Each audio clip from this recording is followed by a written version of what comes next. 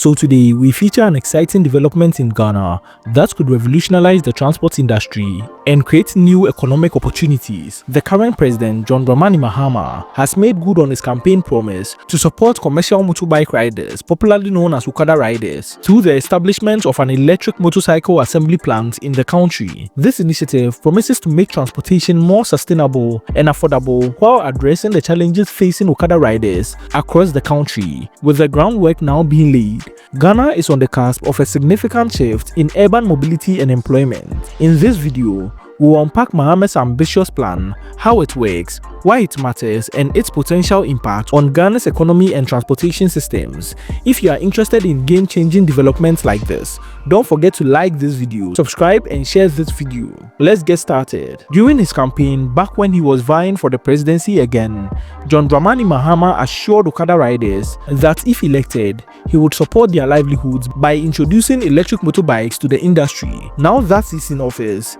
he's in the process of fulfilling this promise, and it's becoming clear how transformative this project could be. The plan involves the establishment of an electric motorbike assembly plant in Ghana in collaboration with two companies. These motorbikes will be provided to Okada riders on a hire purchase basis, allowing them to work and gradually pay off the cost. In his speech to the Okada riders in Ashaiman, Mahama outlined the specifics. The electric motorbikes won't require petrol, as they'll run on rechargeable batteries. Riders will have access to battery exchange centers, where depleted batteries can be swapped for fully charged ones for a small fee.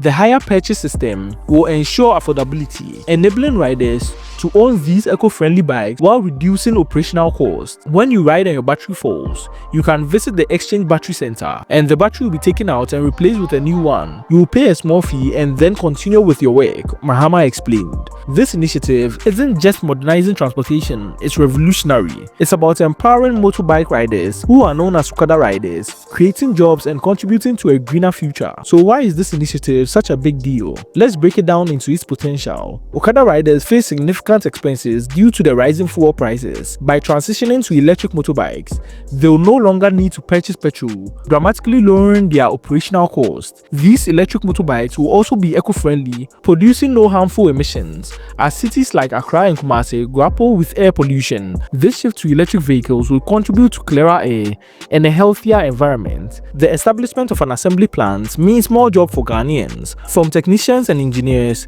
to administrative staff. This aligns with Mahama's vision of creating sustainable employment opportunities. Okada riders are also an integral part of Ghana's transportation system, especially in areas with limited access to formal public transport.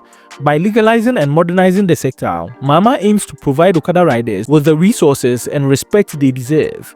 The introduction of these battery exchange centers encourage the development of innovative energy solutions in Ghana, potentially setting the stage for future advancements in renewable energy infrastructure. This plan positions Ghana as a leader in sustainable urban mobility while addressing the economic realities faced by thousands of Okada riders. One of Mahama's key campaign promises was the decriminalization of the commercial operations of motorbikes in Ghana. This commitment reflects a pragmatic approach to addressing the realities on the ground. For years, the Okada industry has operated in the legal gray area, with many riders facing harassment from law enforcement. However, the demand for Okada services remain high, particularly in urban areas where they provide affordable and efficient transportation. Mahama believes that by properly regulating the industry, motorbikes can become a safe and efficient mode of transport. Speaking to the riders, he emphasized the need for strict adherence to traffic laws to enhance safety for riders and passengers, the use of reflective jackets to enhance visibility on the road, a system to register all Okada riders, distinguishing legitimate operators from criminal elements. He stated, "Your safety will be the number one thing. You observe road instructions at all times. Your work is very important. Many motorbikers are thieves, so we'll register all of you legitimate ones to sniff out the thieves." This approach balances support for the Okada industry with measures to ensure public safety and accountability. Mahama's electric motorbike initiative isn't just a local solution, it aligns with broader global trends and sustainability goals. The initial one is combating climate change. As the world shifts towards renewable energy and eco-friendly solutions, Ghana's adoption of electric motorbikes contributes to the global efforts to reduce carbon emissions. By establishing an assembly plant as well, Ghana is creating green jobs that aligns with the United Nations Sustainable Development Goals, particularly Goal 8, which is decent work and economic growth, and Goal 13, which is climate action. With many African countries grappling with transportation challenges, Ghana's success could serve as a model for sustainable urban mobility across the continent.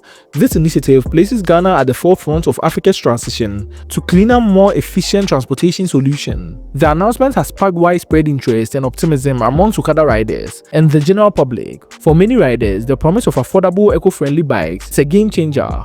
Okada riders are particularly excited about the hire purchase system, which makes owning an electric bike as attainable for those who might otherwise struggle to afford one outright. Environmental advocates have also praised the initiative for its potential to reduce pollution in urban areas, whilst economic analysts see this as a win-win solution that boosts employment while addressing transportation challenges. Riders have also expressed hope that the decriminalization of Okada industry will bring them greater legitimacy and protection from exploitation. While the initiative is ambitious, its success will depend on careful planning and execution. Key considerations include infrastructure development such as the battery exchange centers that needs to be established across the country to ensure riders can easily swap out depleted batteries. The hire purchase system must be designed to be genuinely accessible to low-income earners with flexible payment terms. As the industry is decriminalized, robust systems must be put in place to regulate operations, ensuring safety and accountability. And riders and the general public needs to be educated about the benefits of electric motorbikes and the importance of adhering to traffic laws. While challenges remain, Mahama's plan represents a bold step forward, demonstrating a commitment to innovation and inclusivity. John Dramani Mahama's electric motorbike initiative is more than just a transportation project. It's a vision for a greater, more inclusive Ghana. By addressing the needs of Okada riders, creating jobs and promoting sustainability, this plan has the potential to transform urban mobility and improve the lives of thousands of Ghanaians.